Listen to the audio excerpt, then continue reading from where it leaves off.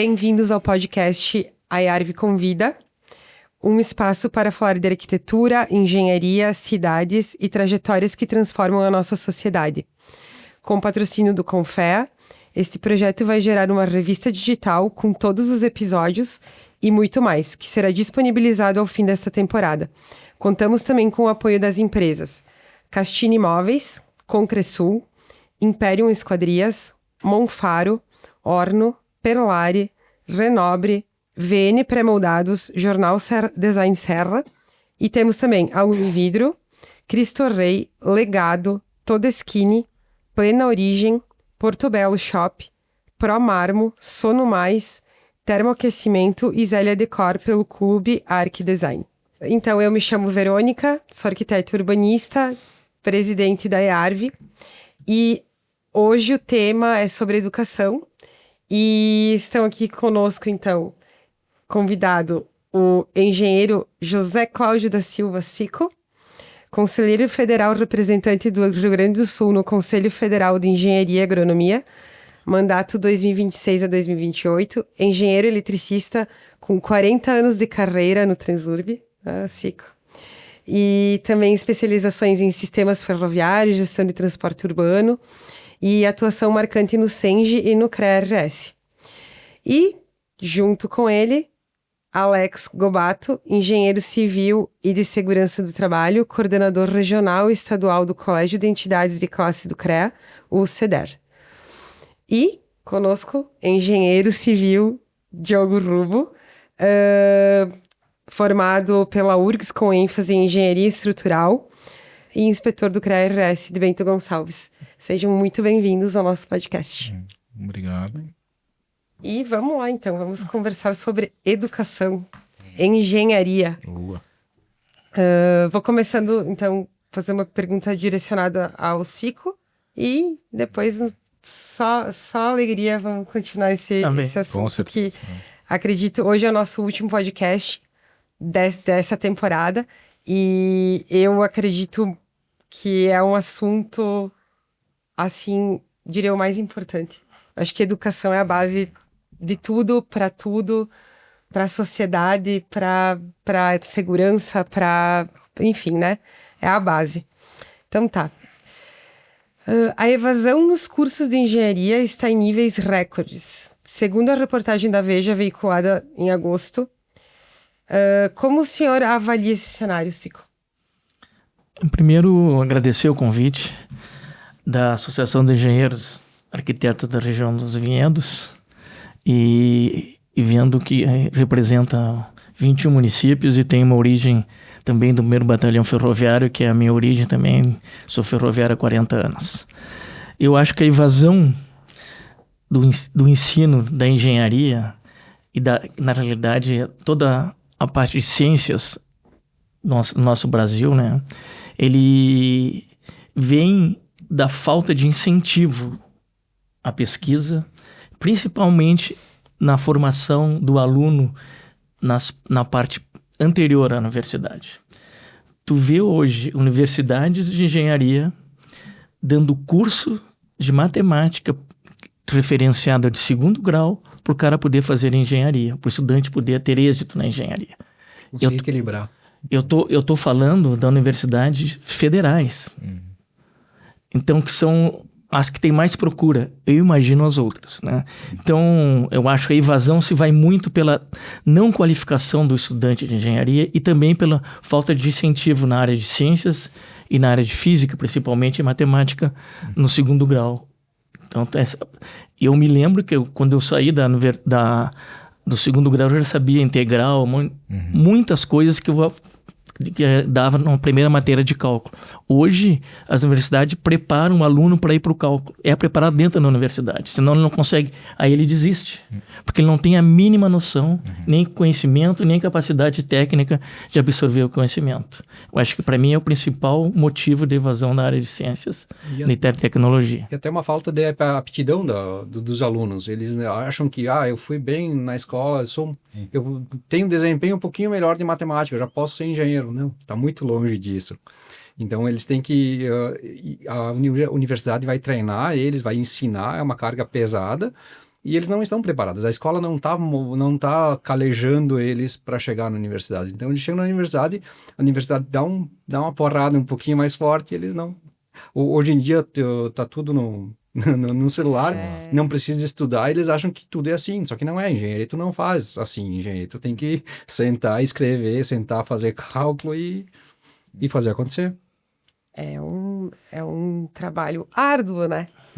É uma faculdade que exige muito trabalho. Eu hoje recebi um vídeo de uma escola de primeiro grau de Porto Alegre, pública, onde um professor estava ensinando para eles com LEDs e com uma massinha condutora como se liga série e paralelo com os diodos na prática.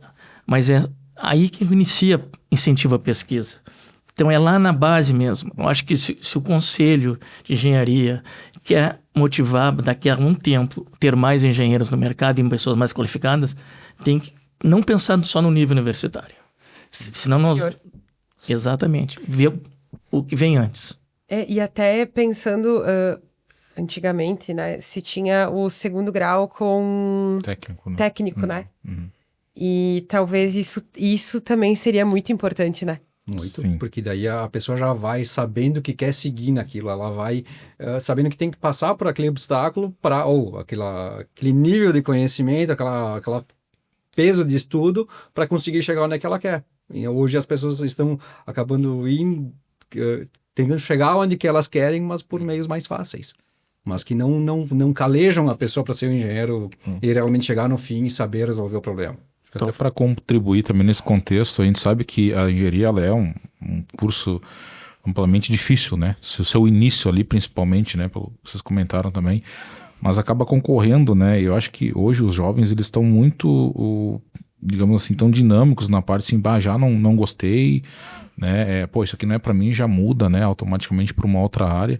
Claro, isso é bom também, porque é melhor que ter uma pessoa frustrada lá na frente, né? Com a sua profissão. Mas eu acho que tem muito essa questão de mobilidade hoje, né? E o próprio EAD traz essa vantagem, né? Porque, logo no início, estou começando a investir, não gostei, já vou trocar, não vou ficar perdendo tempo, né? Então, acho que também tem esse contexto da parte, porque isso faz com que as pessoas optem o caminho mais fácil, talvez, teoricamente, né? Claro que os estudantes eles pensam no futuro, né? Como é que vai estar hoje a situação daquela profissão a nível nacional, mas também a nível de futuro, né? Nós temos, por exemplo, a gente vê a área tecnológica, né? A parte de TI, informática, é uma das demandas globais, não digo nem no nível do Brasil, né? Mas não consegue formar recursos, né, humanos para trabalhar nessas áreas. Devido a que a dificuldade, a quantidade de ter que investir em parte de programação, parte de matemática, parte de física, lógica, né, que são disciplinas altamente maçantes, né, e demandadas, porque são conceitos que precisam ter, né, para conseguir desenvolver um trabalho na frente. Então a gente sente muito também essa parte do mercado devido a isso, né?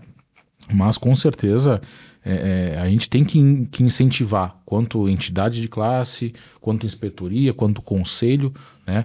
Porque os países desenvolvidos, né, o primeiro mundo, cara, uma carga ali da área técnica muito maior do que nós temos no Brasil. Então, se nós queremos ter, né, chegar a um nível global de país de primeiro mundo, a gente tem que ter cada vez mais profissionais das áreas, né, das exatas, da tecnologia, né? Só assim a gente vai conseguir chegar a esses números aí de qualidade também de país, né? E tu tocou na questão do EAD, né? Ensino à distância. Como preservar a qualidade e o mercado de trabalho com o ensino à distância, sabe? Uhum. Eu acho que sim, o ensino à distância, ele veio para contribuir, né, em muitas situações, enfim, facilita a questão de não ter deslocamento, né, até de custos, mas eu não sei, às vezes eu fico me perguntando, profissionais tipo da arquitetura, engenharia civil, principalmente, que é muito prático, né? Como é que fica essa parte prática? Essa parte de EAD, nos anos 2000, a gente, na minha empresa, uniu 5 cidades através da fibra ótica e todas a Universidade de Porto Alegre, Unicinos e Ubra. A Transurb colocou fibra ótica em todo o sistema e eu me lembro que um professor pesquisador da PUC, da URGS, falou: agora vou conseguir tirar o congestionamento do trânsito dos meus alunos da PUC, que não conseguem chegar nunca no horário na Ipiranga. Vamos começar a fazer EAD. Então, pessoal, o que leva ao EAD é um monte de coisas. Não é só não ir na faculdade. É a mobilidade urbana, principalmente, que em Porto Alegre ninguém conseguia chegar na universidade no horário. Então, é um conjunto de coisas que leva ao EAD. A facilidade de estar em casa, mas não substitui a parte de laboratórios, na elétrica, na mecânica, na civil, em todas elas, né? Então tem que ter cuidado com isso. Então algumas coisas podem ser feitas em EAD, mas uma boa parte da engenharia, que é pesquisa, laboratórios, é difícil e não tem como fazer em EAD. Então tem que ter esse cuidado, que tem esse percentual, que hoje, a partir do ano que vem, parece que não vai ter mais EAD total, vai ter um percentual de pesquisa e laboratórios incluídos no curso. Mas a importância do curso EAD na época, eu me lembro, quando iniciou, foi a falta de mobilidade urbana nas grandes capitais. Sim, e Porto Alegre, assim, tu imagina São Paulo, Rio. Isso era um fator para o pessoal não conseguir ter acesso, né, à graduação, né? É um complicador, né?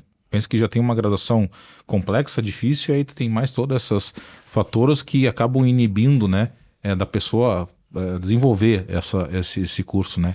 Mas eu vou um pouquinho mais longe até, Cico, nessa questão, porque eu acho que o papel fundamental, né, do CONFEA, dos CREAS, das entidades de classe também, elas precisam trabalhar juntos, né? Garantir que o EAD é uma prática que não vai voltar atrás, tá? Ele vai, né, permanecer atualmente, né?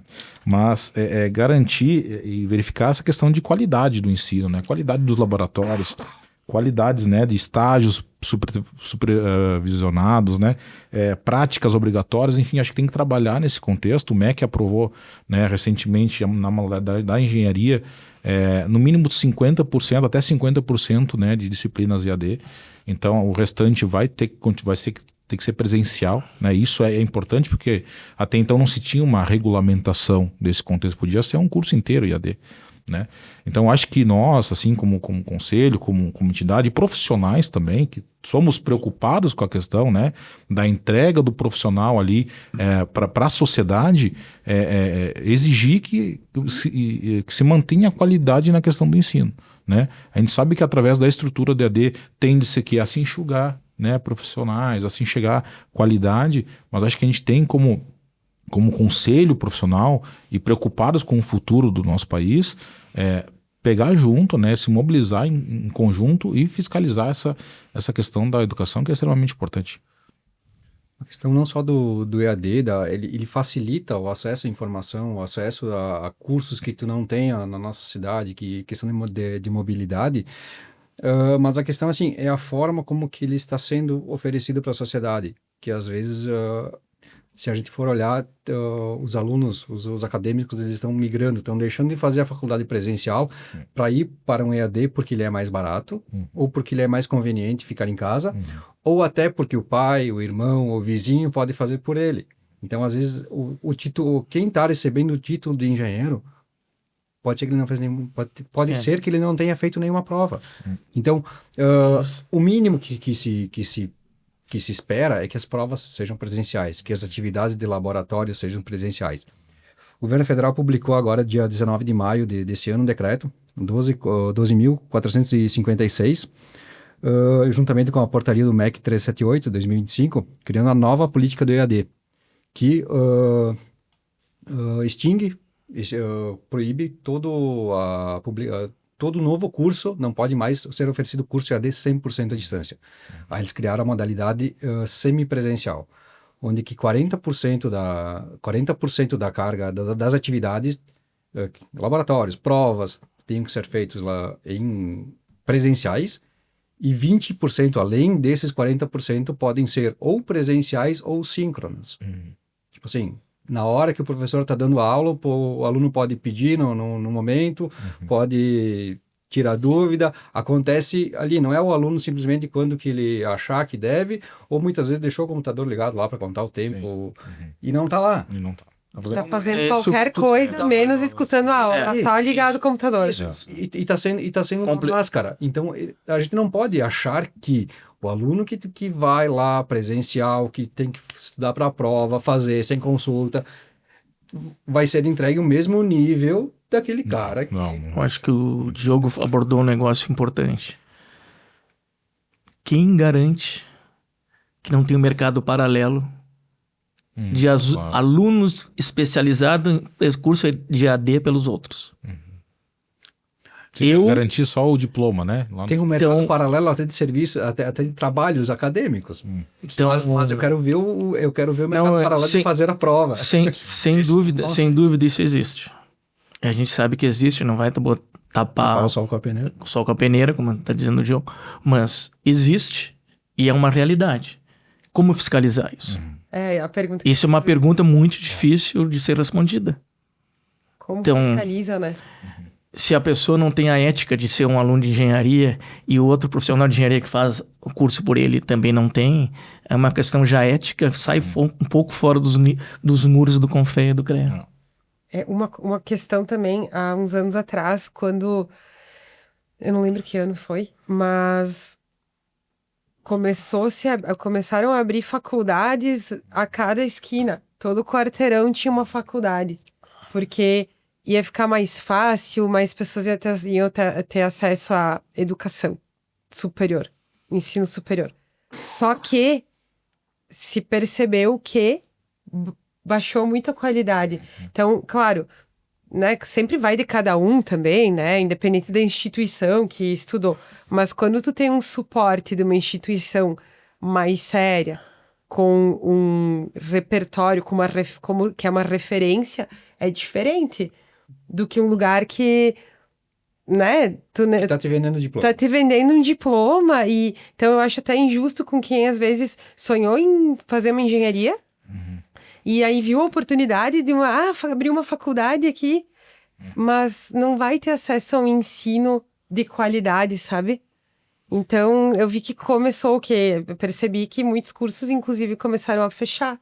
Muitas faculdades começaram a fechar, o que é ruim porque menos pessoas têm acesso, mas ao mesmo tempo, talvez essa questão da qualidade do ensino volte a ser um pouquinho maior, não sei. É que a qualidade de ensino reflete na seriedade com a sociedade e o desempenho profissional, né?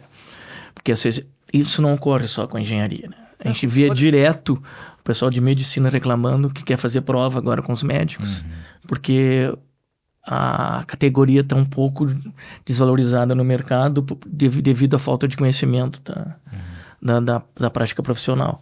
E acontece o mesmo com os cursos de engenharia, né? Então, a não qualificação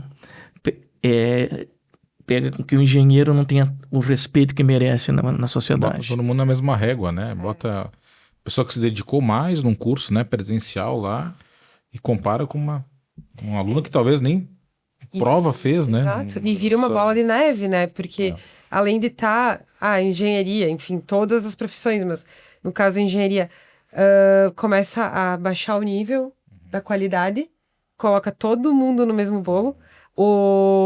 A questão de honorários também começa a ficar completamente desleal. Sim. E aí, às vezes, a pessoa que é leiga, ela vai contratar um arquiteto, um engenheiro, que ela tá procurando preço, ela às vezes vai ser atendida por um profissional que nem sabe o que tá fazendo. Mas vai achar toda a categoria. E daí desqualifica toda a categoria. Eles tratam todos, botam todos na mesma Aí, peneira. voltando pro início da primeira pergunta, tu vê que nossa catástrofe da enchente aqui que teve ali, ninguém conseguiu terminar seus projetos nas prefeituras. Ninguém conseguiu gastar a verba, nem o estado, nem os municípios. Eu faço parte de uma empresa que tem quase 50 engenheiros. A verba que foi colocada para nós, a partir de maio, nós terminamos os projetos e contratamos até dezembro todo o dinheiro disponível para a empresa federal. Por quê? Porque lá se faz engenharia. O que as prefeituras não tinham? Quadro de engenheiros e quadros qualificados. O que acontece? Não conseguiram usar a verba disponível. Até hoje estão brigando se a verba está no estado, se é federal, por que não concluíram os projetos. Então, por falta de respeito técnico para os grandes municípios de Porto Alegre que foram atingidos pela enchente, a região metropolitana toda de Porto Alegre. Ninguém conseguiu terminar todos os projetos e nem usar todo o dinheiro disponível. Então, as verbas disponíveis estão lá e não tem projetos contratados. Então, isso diz que as prefeituras não têm projetos em cadastro de projetos, não têm projetos para ser licitados, porque o quadro de engenheiros não está completo em todas as áreas, todas as prefeituras da região metropolitana, que foi atingida pela enchente, desde Novo Hamburgo até Porto Alegre. Isso aí tu reflete, se na região metropolitana tem esse déficit, imagina no restante do estado. Né? Então acho que a gente tem que incentivar cada vez mais o aluno e a gente, voltando no começo ali um pouquinho, né, das falas, investir lá embaixo, né? No ensino fundamental ainda, depois no ensino médio, quem sabe já no técnico também fomentar, né, para que a gente consiga. Eu vejo algumas escolas agora fazendo muita mostra de iniciação científica, umas coisas, né, que são muito legais, assim. Eu acho que tem que ir nesse sério, né, de divulgar isso, de incentivar esses alunos, porque nós somos um país muito criativo. O brasileiro é um povo muito criativo, né? Tem que ser, né? E tem que aproveitar dessa criatividade, dessa inteligência que se tem, né? E introduzir eles para essa área e que, claro, isso gere produto, isso gere serviço, isso gere PIB para o nosso país, né? Porque a gente vê, por exemplo, nível dos Estados Unidos, né? Pô, tem um aluno lá que está meio, né, para voltar para essa área, eles abraçam, eles pagam bolsa, eles dão incentivo, eles fazem um monte de coisa, eles retêm aquele aluno, né? Então acho que a gente tem que ter esse papel também no Brasil para a gente poder evoluir cada vez mais. Tem que pegar aquele aluno lá que ganhou medalha, que saiu na Olimpíada de Matemática. Isso aí. Assim, vem conhecer engenharia. Exato. Vem aqui que a gente tem um negócio legal para ti. Sabe? É verdade. Porque às vezes ele não Fazer sabe. o contato, ele nem sabe Ele que não existe. sabe o que é engenharia. Daqui a pouco ele diz, eu sou um cara, ele pensa, eu sou inteligente, eu vou fazer medicina. Porque está perdendo uma grande... Potencial. Esse evento trouxe esse déficit, ficou bem claro, né? Então, a partir dessa catástrofe na região metropolitana, a gente tem visto o DAER contratar 66 engenheiros temporários. A semana passada, a Emater contratou 144 na área de agronomia. Tudo temporário, porque se deram conta que o déficit é profissional e é técnico do governo. E está em todas as camadas, né? Isso foi contratado agora, movido por esse problema. O pessoal enxergou, ficou muito claro que não conseguir ter projetos e projetos bem executados e bastante controlados, precisa de profissionais qualificados. Agora, e aí vem esses profissionais que entram, eles estão prontos para já fazer projetos, eles estão prontos para atuar em linha de produção, eles não. Tu acaba recebendo toda essa gente e ainda eles precisam passar por um treinamento até entrar no rumo da coisa, né? Precisa formar ainda, né? Precisa dar uma experiência, né? Uma introdução, né? Eu acho que nesse contexto, assim, faço um comparativo, né? Eu acho que é o momento hoje do nosso estado que é o que mais demanda desse tipo de profissional, né? Da arquitetura, da engenharia, da agronomia, da área técnica como um todo, com a pandemia. Foi para os profissionais da saúde, né? Então, tu vê que lá atrás foi o momento da medicina, da enfermagem, de todas as áreas, né, médicas, e agora é o momento, pelo menos no nosso estado, né, que talvez a gente saiba que vai continuar tendo, né, eventos climáticos, isso a nível de Brasil, talvez porque não, né? E que a gente precisa ter essa qualificação desses profissionais, né, preparados, com experiência, né, vindo cada vez mais profissionais para responder a essa questão, né? É inadmissível a gente estar num momento desse que a gente não tem profissional para fazer um projeto, né, para uma cidade que precisa, para um acesso, para uma estrada, para alguma, né, questão de infraestrutura, por exemplo, né? Então a gente tem que ter essa força de colegas também e incentivar. Por isso que a gente tem que incentivar. E claro, precisa ter valorização profissional, né? Sem isso, a gente com certeza não vai conseguir angariar profissionais, porque vai acabar perdendo para a medicina, vai perder para a área da contabilidade, enfim, outras áreas que talvez paguem um valor atrativo, né, inicial melhor. Então acho que a gente concorre também com essas outras profissões, né? mas tem que ser valorizado e tem que demonstrar isso. De que forma, né? Pô, um salário bom, benefícios, né? Um plano de carreira.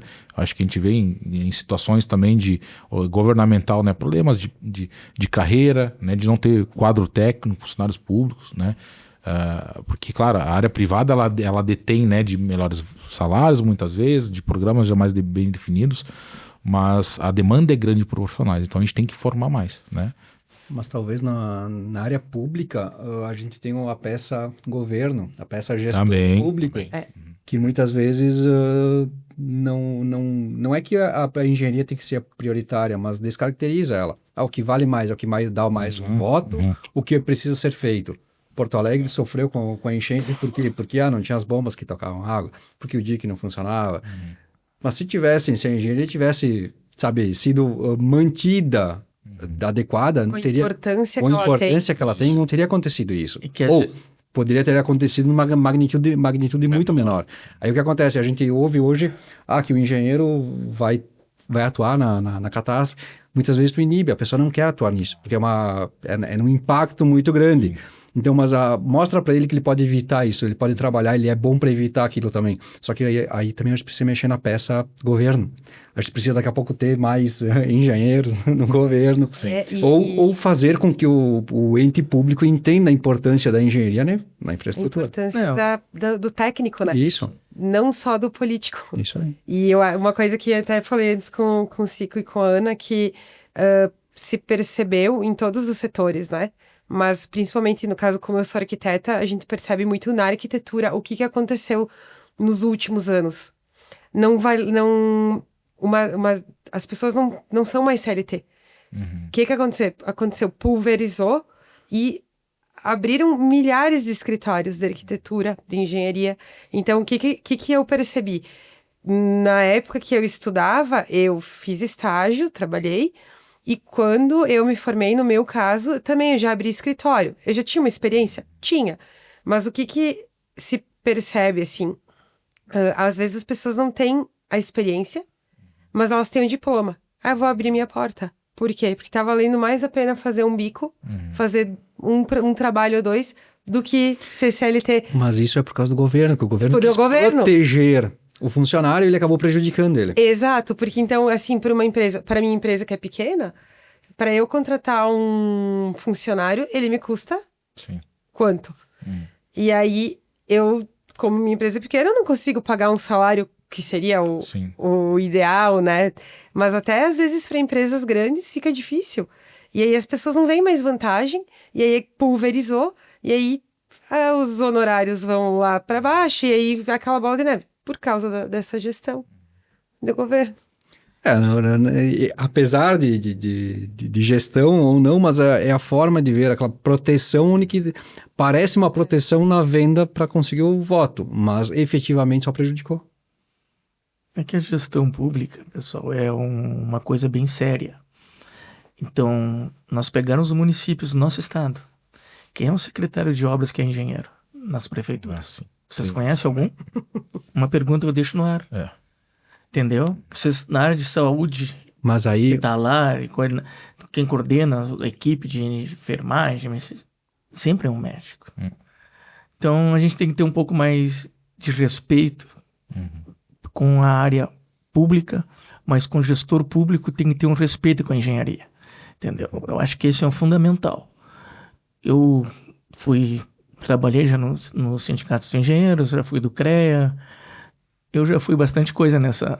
Já fui superintendente de empresa. Cara, as empresas que mantiveram a engenharia na coordenação dos trabalhos de engenharia sempre tiveram êxitos. As que não tiveram, agora ficou muito claro porque naufragaram, porque não tiveram êxito nas suas atividades. Sim. Mas um exemplo, a gente pode pegar mesmo os profissionais que se formam na engenharia, eles estão indo para onde? Eles estão indo para a área financeira. Os bancos estão indo lá e pensando essas pessoas. Por quê? Porque eles conseguem, são pessoas, eles selecionam por concurso, acabam entrando as pessoas mais capacitadas ali. Eu digo assim, com um preparo grande. Isso não é de hoje. Não, ok, mas eles... que se formou, acho que 30% foi para o Banco Central. Mas aí essas pessoas saem do mercado da engenharia. Aí essa falta de gente na engenharia, fazendo prédio, fazendo na mecânica, metalmecânica, ela falta. Entende? É nessa linha. A engenharia não pode... forma só engenheiros, a gente forma matemáticos, economistas. A gente não pode se dar o luxo de perder essas pessoas. A gente precisa manter elas. Que a própria profissão, ela te dá um olhar né, global de várias, né, sistêmica de várias coisas, né? Então, acaba se enquadrando em perfis de outras atividades de trabalho, né? Nível gerencial, nível, né, de comercial, nível de, enfim, administrativo, né? Parte financeira. Então, tu vê que, sei lá, de 100% que a gente tem formando engenheiros, sei lá, trabalha 60%? Não, 50% trabalha na área afim, né? Então, a gente, além de formar, a gente acaba perdendo isso para outras áreas. Posso te dar, né? Desculpa, posso te dar... Não, claro. Do Confea. Com certeza. A cada 100 alunos que entram na engenharia, quantos que se formam? 35. Já tem um... Desses... É uma peneira, né? Calma. Não é isso. É menos ainda, né? Depois. Calma. Que se formam é 35 e que atuam na engenharia são 15. E o problema... Dados do Confea. Diogo, o problema maior nem é esse. Entendeu? É muito pouca gente. O problema maior nem é esse, né? É a falta de preparo, como entrou, não consegue sair. Então, a gente voltar no início. E outra coisa, nas formaturas que eu tenho ido na área de computação, da Universidade Federal, os empregos são todos fora do Brasil. Nós estamos formando gente para trabalhar fora do Brasil, com dinheiro público, sem prestar um retorno social. Eu acho que isso também é importante, Confea, trabalhar nisso junto com os conselhos, é que quem trabalha na universidade pública, custeada por todo o povo, tem que ter um retorno social. Entendeu? Tem que ter um retorno social. Concordo plenamente. Eu sei porque na minha família tem alguns médicos, e tem um médico, meu primo, que faz um trabalho social. Ele disse, nunca me cobraram isso, mas eu tenho essa dívida com a sociedade. Eu acho que o Confea podia alavancar esse tipo de coisa. Então. Porque todo o povo paga para outro país usar nossos engenheiros. Não só isso, o próprio eu me formei na URGS, mas me formei, diploma e segue a vida. Mas por que não tu retribuir? Tu vai trabalhar tanto tempo para um projeto público, isso, sabe?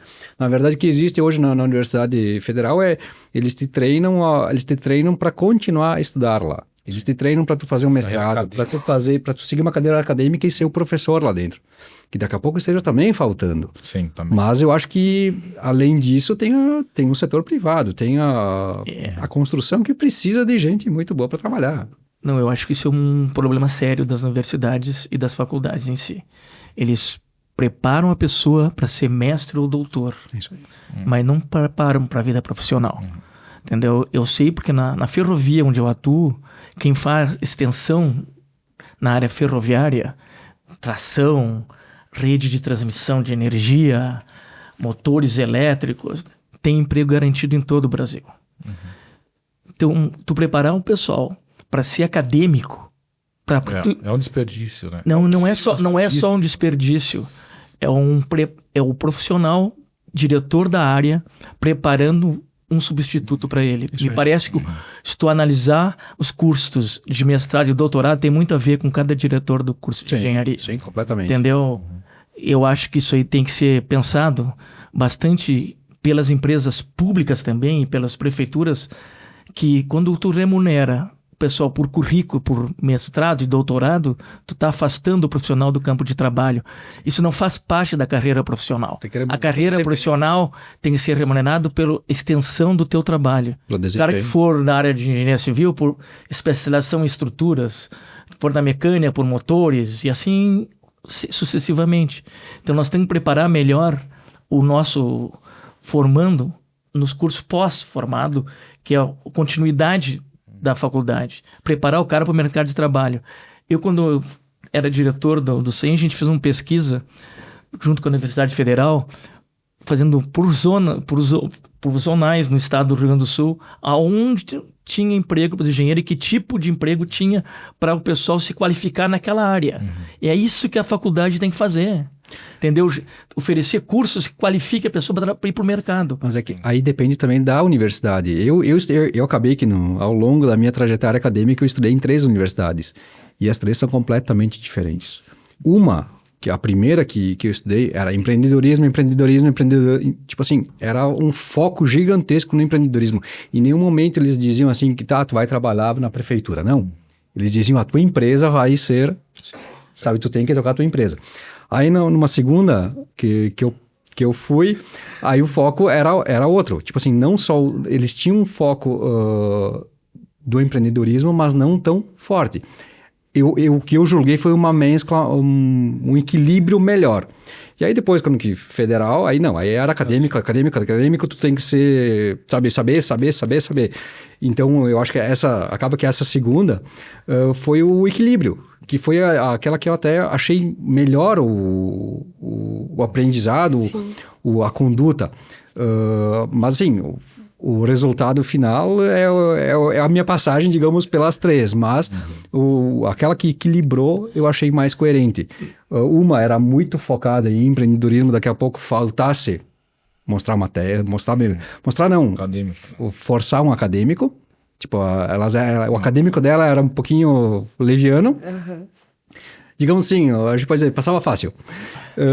A segunda eu era mais equilibrado, e tipo assim, daí tu chega numa federal da vida, tipo assim, a porrada vem e se tu sonhar fazer uma prova com o que tu viu em aula, tu tá perdido. Tipo assim, era muito além disso. Existe uma exigência diferente. A vantagem que eu acho dessa exigência é que caleja a gente pra gente depois conseguir sair e viver conseguir pegar um EAD e aproveitar ele. Porque a gente acaba... Base é muito melhor. Mas eu acho que o empreendedorismo tem que ter limites. Eu vejo hoje no mercado a universidade usando alunos, professores, para concorrer com empresas particulares. Sim. Tirando Na própria emprego dos engenheiros que eles próprios formam. E dizem que estão a serviço da sociedade. Então, estão usando um dinheiro público para concorrer com empresas privadas em desigualdade. Entendeu? Eu acho que isso aí tem que ter um limite. Eu acho que não é uma função da universidade formar empresas para empreendedoras. Não. Capacitar a pessoa para o empreendedorismo, tudo bem. Mas concorrer no mercado já está fora dos seus atributos. Todas elas hoje acabam concorrendo com empresas que vocês, profissionais liberais, têm aí no mercado. Então tem que ter muito cuidado com isso. E, na realidade, iniciou com uma boa ideia, mas como tudo inicia bem e termina muito mal. É que às vezes a universidade ela tá mudando o foco, porque ela acaba perdendo a quantidade de alunos que ela tinha e ela precisa usar aquele corpo técnico que ela tem para outra coisa. Ou às vezes ela usa aquele serviço que ela está oferecendo para a sociedade ou prestando, sendo remunerada, para botar o aluno dela fazer estágio. Então, mas eu concordo plenamente no que tu disse. A iniciativa privada é uma coisa, o público, a instituição, deve ser tratada de forma diferente. Eu acho que nessa área a Confea pode entrar no tipo de um convênio guarda-chuva com todas as universidades federais. Tá? Ou todas as universidades públicas, privadas também. Abrigando com bolsas de ensino, com estágios, os formados os que estão estudando engenharia. E para que esse pessoal fique no mercado, que falta muita gente ainda no mercado, muito emprego de engenheiro qualificado. Aí tu ia qualificar mais e direcionar o pessoal para o que precisa mesmo o mercado. Através de pesquisas, direcionar. Tu faz uma faculdade em Caxias, tu vai na área de mecânica, metalúrgica. Tá? Tu faz na região sul, lá tu vai direcionar o cara para estradas, talvez. Tu vai na região de São Paulo, Rio ali, principalmente São Paulo hoje, tem muita demanda na área ferroviária. Tu vai na parte do Nordeste, várias empresas na carga e passageiros na área ferroviária, tirando os caminhões das estradas, evitando mortes, que lá é muito alto os acidentes. Tá? Então tem que ter esse cuidado. Cada região tem a sua característica. Se nós conseguir fazer essa tarefa assim, bem distribuída, já vai ser um grande avanço. Eu acho que só para contribuir, acho que a parte do saneamento também agora, que são programas ali governamentais, né, com metas, né, para atingir. Eu acho que também essas políticas públicas ali são um grande fomentador, né, da ida desses profissionais, né? Eu lembro que quando eu comecei a fazer engenharia civil, estava no boom do Minha Casa Minha Vida, estava no boom da questão habitacional, por exemplo, né? Então, claro, puxado por, né, questões ali de governo. Então, acho que assim, hoje o saneamento, mas assim, trazendo pelos colegas, né? Pô, tem diversas áreas, né? A área da tecnologia, da TI, eu vejo que hoje é disparada a que mais demande, né? Falta profissional, né? E ainda com valores, né? De salários atrativos, de certa forma, mas a pessoa não quer, né? Pela dificuldade, pela área de estudos tem que ser massiva, né? Tem que se dedicar. Então também tem essa questão que dificulta. Mas, assim, o Brasil é um celeiro de oportunidades hoje. Não podemos perder o foco, né, na realidade da saúde e o ambiente, né? Porque a gente fala muito em cidades inteligentes. O que é uma cidade inteligente? Para a maioria das pessoas. É uma cidade toda tecnológica. Mas qual é a cidade que trata 100% do seu esgoto? Para mim, a cidade inteligente vai iniciar quando ela tratar 100% do seu esgoto, depois ir para outras áreas. Então, quem não trata a água que bebe, quem suja a água que bebe, não é uma cidade inteligente. Eu acho que é por aí que começa. Isso aí, não sou eu que estou dizendo isso, eu estou dizendo porque eu tive algumas palestras de cidades inteligentes. A primeira que faziam para os prefeitos na época, tu trata o esgoto? Então, se tu não trata o esgoto, não deve estar nessa sala de aula. Mas o prefeito ele não quer tratar o esgoto. Porque não dá voto, porque está enterrado embaixo da rua. Mas não é. O povo não vê. Mas essa questão é a de saúde falta pública. É saúde pública que tu vai gastar depois em hospitais, em tratamento nas vilas e outras coisas mais, entendeu? Eu concordo plenamente, mas a questão é que a gente acaba que a peça que acaba comandando a gente nesse ponto é o público, é o político eleito pelo povo que... Por que eles comandam? Porque a gente não tem a força necessária técnica. Nós estávamos falando sobre EAD, né? Vocês viram que 100% do direito tem que ser presencial. 100% da medicina tem que ser presencial. Que é, na verdade, o... A arquitetura conseguiu manter. Que é o que eu confere que é para a engenharia também 100%. E por que engenharia não foi? Porque nós não temos uma força política que devíamos ter. Não temos a união necessária. Nós ficamos brigando por atividades. Eu posso fazer energia fotovoltaica, tu não pode. Esse tipo de coisa está muito fora. E vai esquecendo realmente o que importa. Está fora do nosso, vou dizer para vocês, do foco social. A gente está com um problema de discutindo em casa e não está enxergando o todo. O todo. É que a engenharia é sistêmica. É como tudo na vida da gente. O corpo humano é sistêmico. Se não tiver um pensamento sistêmico, tu nunca vai exercer a engenharia na sua plenitude. Então, quem gerencia uma cidade tem que ver a cidade como um todo, tá? Uma dor no corpo pode ser uma gripe, pode ser uma surra, pode ser um monte de coisa. Tá? Então, ele tem que saber que, se não tratar o esgoto, em seguidinho vai ter problema de saúde. Tu vai gastar mais na parte de purificação da água. Tem cidades no mundo que a água, na todas as suas esquinas, tem bebedouro e livre, e não cobra nada. Porque eles foram nas nascentes dos rios, trataram as nascentes, separaram áreas e dali até a cidade ela é toda protegida, todo o rio é protegido. A água chega só é filtrada, não é nem usado nada para purificar. Então tu vai em algumas cidades do mundo são assim. Então por que não se faz isso? É muito mais barato isso do que gastar um monte em remédios e em problemas químicos. E será que, assim, todo engenheiro que se forma hoje, ele entende o peso do diploma que ele carrega? Acho que não. Eu acho que não, né? Fico na dúvida. Porque eu acho que a questão também é dessa união da classe. Sabe? De entender o peso disso que tu carrega. A responsabilidade que tu tem quando... não é uma RT que tu pagou e assinou. Sim. Tu é responsável de fato. É por isso que alguma coisa. É por isso que é importante não só ter o diploma, mas conviver com os teus colegas. Essa é a função da entidade de classe. Não só da entidade, mas o que eu penso é da universidade também. A universidade também. A universidade é feita não só para ir lá e aprender. Não é uma coisa a par, né? Ela é uma coisa fora. Não, é a convivência. É a convivência. E a universidade tem cadeira. Tu aprende com o colega e não só com o professor. Tu evolui em pensamento, tu cria coisas. Quantas empresas que saíram de vários colegas juntos? Sim. Mas, pessoal, eu tive assim um filho que foi aluno da Faculdade de Ciências Sociais ali de Saúde em Porto Alegre, antiga Católica de Medicina. Sabe qual é a primeira aula deles? Vocês sabem qual é? E chama a família para ver a importância da formação da pessoa. Então, qual é a engenharia que te leva a tua família à primeira aula de engenharia para te mostrar qual é a importância do teu filho lá? Sim, é verdade. Entendeu? A importância social, não é financeira, porque a sociedade vai dar o valor através do teu salário.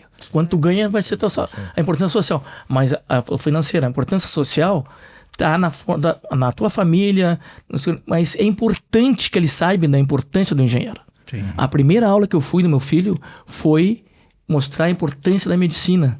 Uma palestra para todos os familiares, toda manhã na universidade, mostrando toda a universidade, as salas de aula, como é que eles iam trabalhar. Então, isso também faz parte da engenharia. Ninguém faz. Então, aí tu começa a tratar a família, dando importância para ti, estudante de engenharia, e por teus irmãos, quem vem atrás de ti, vão te enxergar diferente. Porque nada melhor que a família para multiplicar esse tipo de coisa. Sim. Muito bem.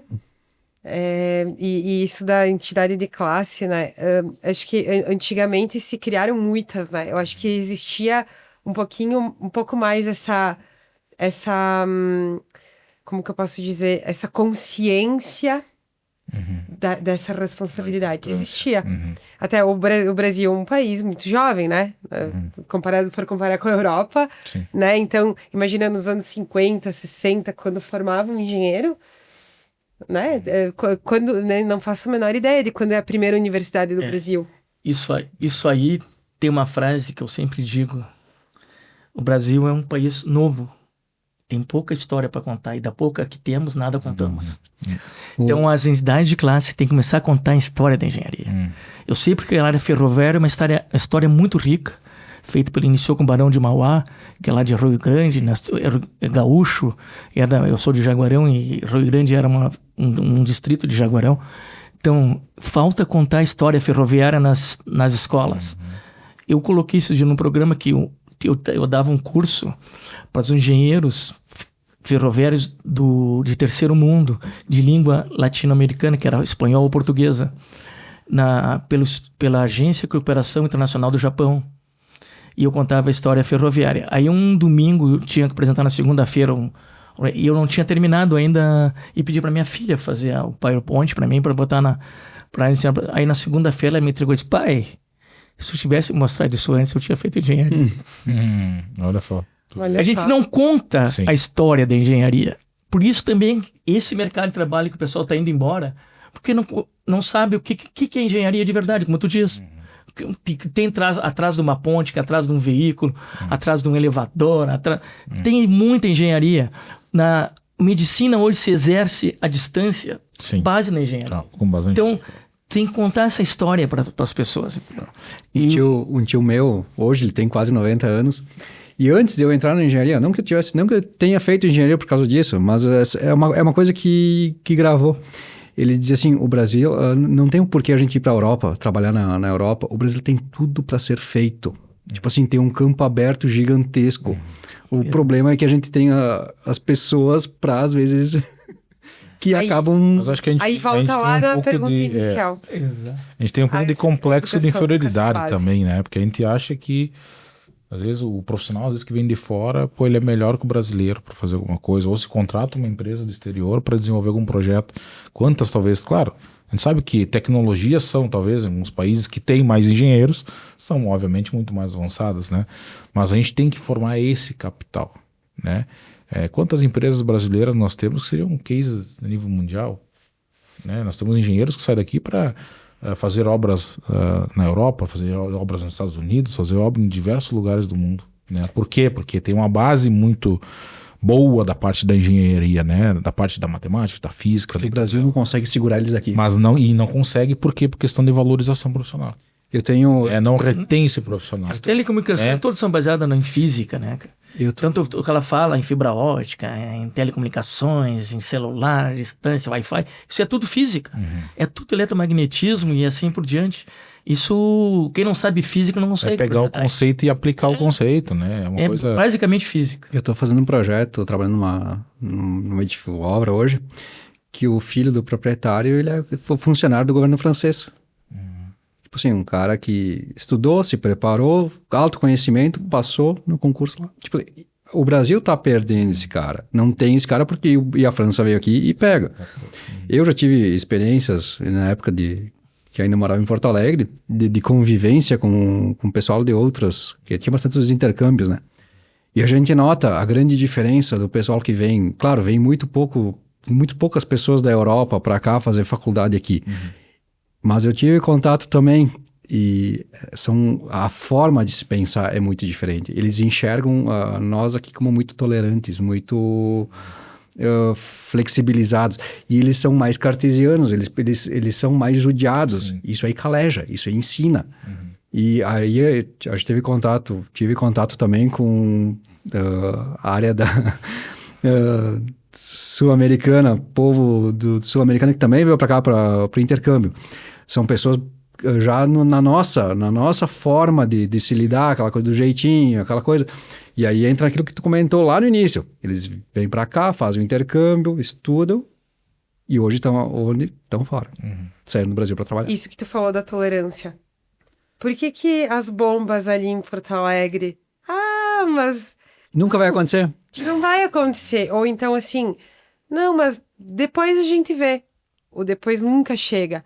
E essa é a tolerância. Essa é, tipo, o jeitinho ou a fé, né? A fé de que o... A torcida que nunca vai precisar. A torcida, exato. Então, por exemplo, a Holanda tá abaixo do nível do mar, gente.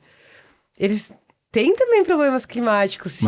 Mas aí, quando é que eles vão aprender alguma coisa, eles vão no Chile aprender sobre isso. Não, na Holanda. Entende? Então, tipo, é impressionante como... essa tolerância, E daí eu acho que tá muito ligado, assim, a entender a responsabilidade social que tu tem quando tu assina alguma coisa, quando tu é responsável por um projeto, por uma manutenção, seja lá o que for. E é que a entidade de classe teria que todo mundo entender a importância disso e ter essa convivência com colegas, conversar, escutar, ler sobre isso.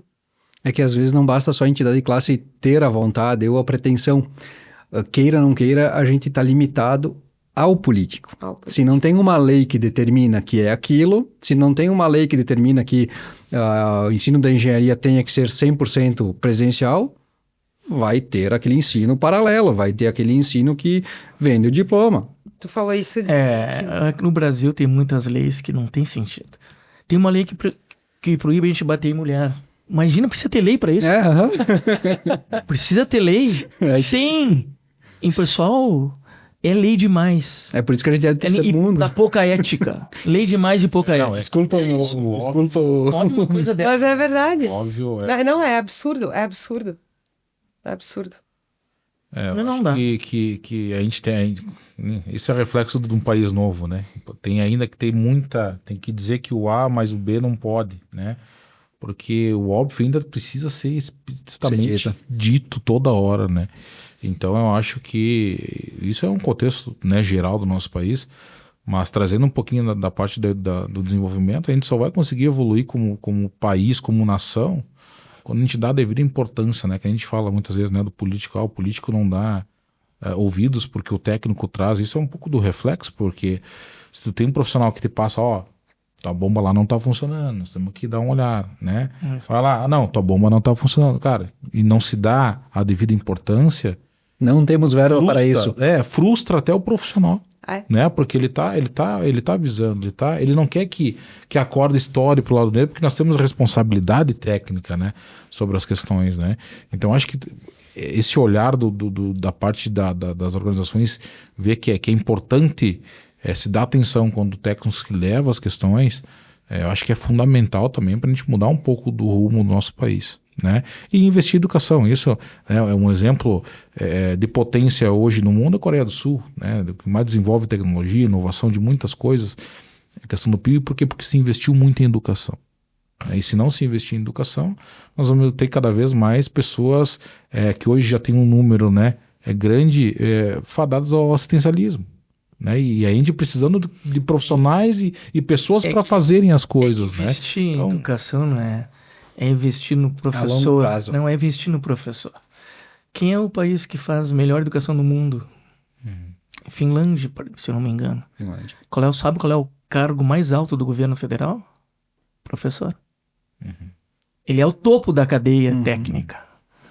Então, pessoal, investir em educação não é fazer escola, não é nada. É investir no profissional.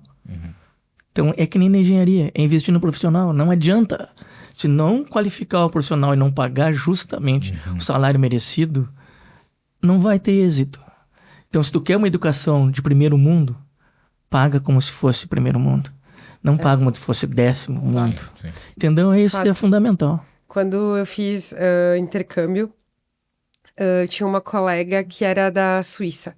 Eu fiz intercâmbio de línguas, né? Eu não foi nada universitário. E a minha colega, ela era da Suíça.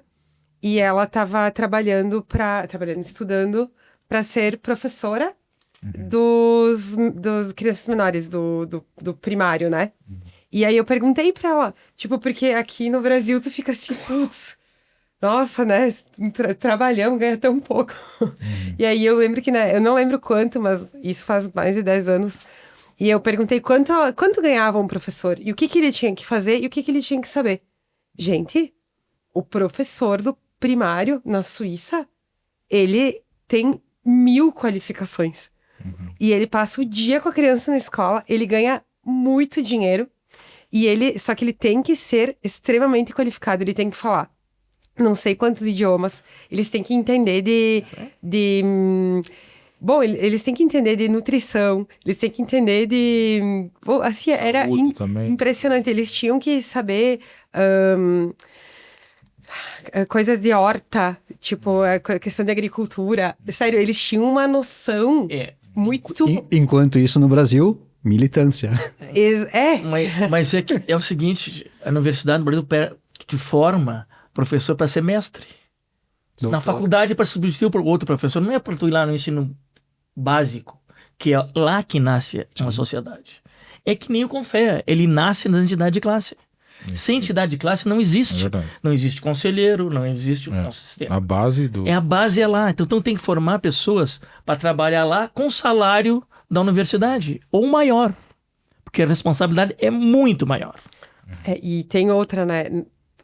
Lá o professor também é autoridade, né? Hoje a gente tem esse problema, não só na escola, mas também na universidade, né? Também. O professor, ele deveria ser a autoridade. E hoje a gente sabe muitos problemas que tem também. Eu não sei como é que tá hoje na universidade, mas na minha época o professor ainda era autoridade. Era autoridade. A gente batia boca quando tinha que bater boca, mas ele é ele que manda. Tu tem que ter o respeito. Eu nunca me esqueço. A primeira aula de engenharia que eu tive, Introdução à Engenharia Civil, nessa faculdade do empreendedorismo, que fomenta. A gente entrou, devia ter uns 60 na sala. E o professor chegou, ele disse assim, vocês são todos... Como é que foi que ele disse? Desculpa. Como é que foi que ele...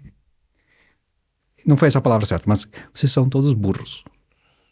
Daí, tipo assim, um bando de cara que recém entraram na faculdade tomando um talagaço desses, de um cara de 2 metros de altura, o Sam, parece. Chegou, vocês são... Vocês não sabem nada. Vocês não sabem nada. E daí, cara, todo mundo se olhou assim, que esse cara, que motivação que tem? Eles, porque quando eu tava aí, eu também não sabia. Aí tipo assim, a gente tá aqui para começar a caminhada. Então, tu toma um talagaço, mas o cara te motiva. Eu hoje sou professor, passou por isso. É. Então não é simplesmente tu não caiu aí, ou tu tá num nível mais baixo à toa. Não, tu vai crescer, estuda e tu vai chegar lá. E tem outra questão que é beleza, formei, mas não acaba aí. Sim, justamente. Então, tu tem que sempre continuar estudando, se atualizando. E existem diversas maneiras para fazer isso. Pode ser pós-graduação, pode ser mestrado. Tem muitos jeitos, inclusive um curso à distância. Mas não pode parar. Sim. Mas depende também do foco. E o que acontece? Foco. Hoje tem muitas áreas, né? Muitas áreas. E que bom. Se criou muitas coisas. Né? O que acontece hoje, vamos falar da federal, que é o que mais fomenta isso. O cara se forma e ele não tem emprego. Aí tem a bolsa, que o Cico comentou. A universidade oferece a bolsa para tu fazer o mestrado se tu tem na tal área com tal professor. Aí o cara, bom, eu não tenho emprego, não tenho salário, eu vou fazer o mestrado, que daí eu vou ter uma bolsa. Não é porque ele queria fazer, foi a forma como que ele teve de achar uma remuneração para ganhar um dinheiro. Então, eu acho que aquele lugar não devia ser simplesmente pelo puro dinheiro. Porque muitos estão lá, ou muitos vão fazer um mestrado pelo dinheiro. Tem que estar lá por uma vocação, por uma necessidade, por uma vontade de ser o professor. E tem gente que tem muito isso.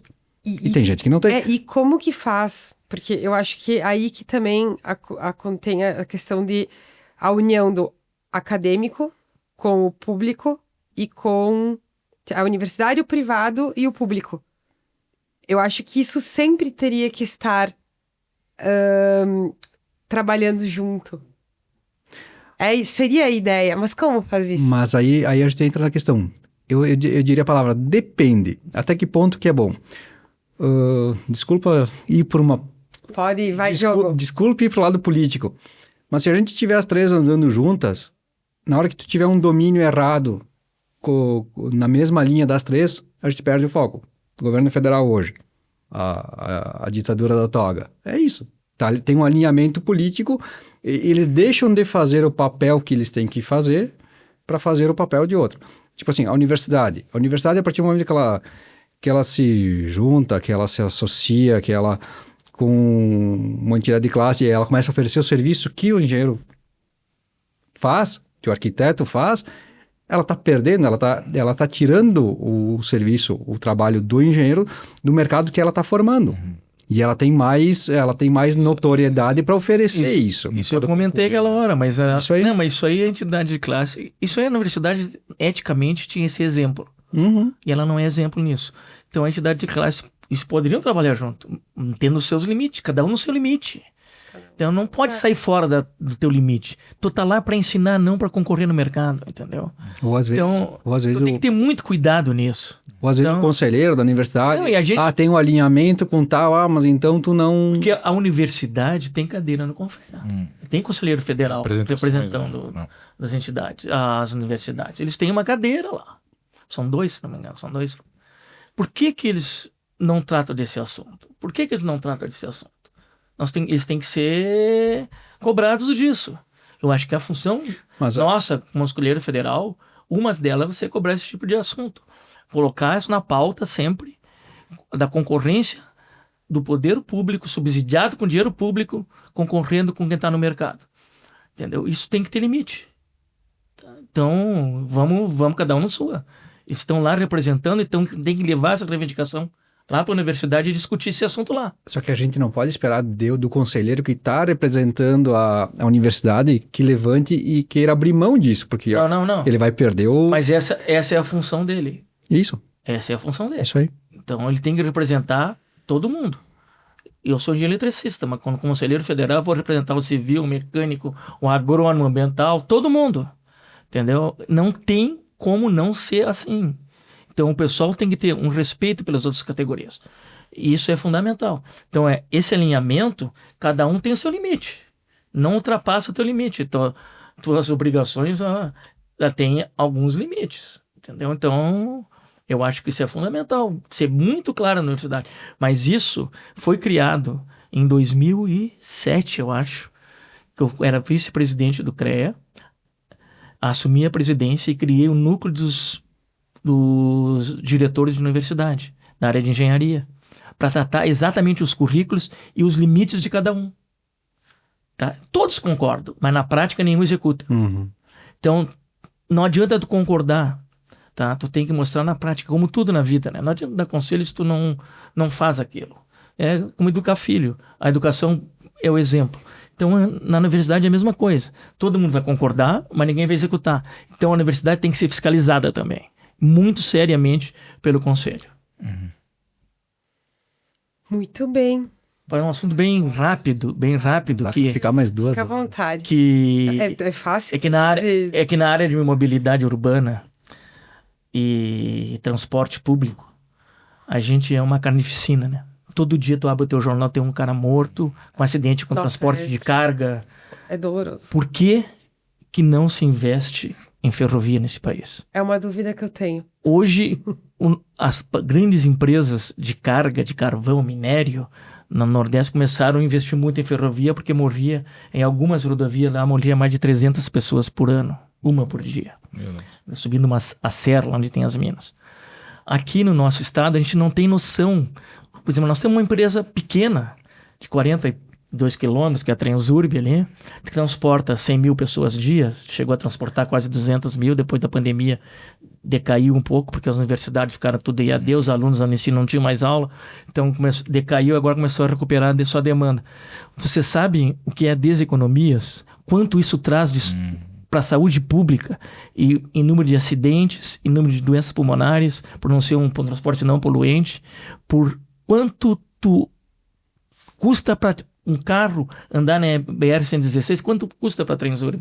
Se não andasse, não tivesse transporte de passageiros, ali naquela região já tinha saturado a BR-116, porque não tinha número de ônibus para transportar 100 mil pessoas por dia. Faz uma conta aí de 70 pessoas, 60 por ônibus. Tu ia ver que não ia caber, ia ter ônibus de Novo Hamburgo até Porto Alegre em fila. Entendeu? Então isso chama-se deseconomias, acidentes, poluição, quanto a empresa paga para tu poder andar de carro. E o tempo, né? E o tempo de vida. Quanto tu economiza de vida para as pessoas. Porque ficar dentro do teu carro, tu não está vivendo, tu está deixando de consumir, deixando de ficar com a tua família. Então tudo isso é engenharia. Isso, nossa demanda de 130 mil pessoas custava quase, traz retorno financeiro para a sociedade quase aproximadamente 200 milhões ano. Tu imagina empresas tipo o metrô de São Paulo, todo o fluxo de passageiros que passa lá de 5 milhões, quanto traz? Tu falou em Seul. Seul, em 2013, eu estive lá estudando. Seul transportava, na época, 12 milhões de pessoas dias. Nossa. Quanto tu acha que traz de retorno social? Seul quase não andava os carros. Se parar o transporte público de trens lá, a cidade para. Ninguém anda, ninguém consegue chegar a lugar nenhum. Entendeu? Aí nós voltamos no EAD, porque se nós não tivéssemos trem, o Unicinos não funcionaria.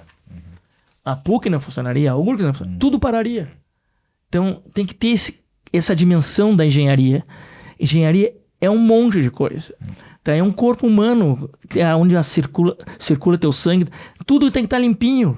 Então a nossa engenharia tem que se preocupar com o ambiente, com o transporte público, com a saúde das pessoas. Isso é fundamental. Então, essas deseconomias que a gente chama, se não entrar no site de qualquer empresa ferroviária, está lá. Mas ela não é contabilizada no contábil da empresa. Não pode contar porque não é remuneração direta. Isso também é um problema. Sim. Como é que tu vai... Isso aí, para mim, é claro que é remuneração. Se não tivesse o treino, eu não andaria de carro naquela região. Então, ele existe para eu poder andar de carro. Então tem que ter muito cuidado nisso. Eu acho que mobilidade urbana, transporte público e transporte de carga é fundamental para o Confesso e estar atento a isso. Hoje nós temos a infraestrutura urbana, né? Hoje, e não é só urbana, hoje eles têm tentando unir o Atlântico ao Pacífico através de uma ferrovia. O Confesso tem que estar dentro desse projeto. Entendeu? Isso aí vai economizar um monte para transporte, tanto de importação como exportação, que não vai precisar do canal de Panamá. Então é puramente economia. Então essa aí vai ser contabilizada porque é carga, não é pessoas. Sim, entendeu? Sim. Então tem que valorizar pessoas. Ferrovia, hoje, transporte público é vida. É vida social, familiar, econômica, tudo. Tu vai ter mais tempo com a tua família. Por exemplo, assim, nós lá na empresa hoje, nós estamos levando mais ou menos uns 7 minutos a 10 minutos a mais no transporte devido à enchente. Nós não temos capacidade total de energia para botar mais trens e transportar pessoas. Então tem que andar mais lento para não desarmar as subestações, para não ter demanda maior que a capacidade que tem de gerar energia.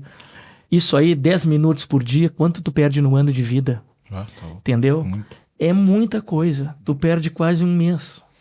Então, porque, pessoal, é fundamental a engenharia está ligada à vida. E não num complexo de inferioridade, desculpa. Não. Pode Que tu comentou antes, mas a gente vamos espelhar nos países, no continente europeu, que existe há muito mais tempo. Sim. A malha ferroviária é gigantesca, tu desloca muito mais fácil, com um custo muito menor e com qualidade. País, né? Não só na questão claro, na questão de pessoas, né? Que nem o trem, o metrô. Mas a nível de Brasil, todos os modais são importantes, né?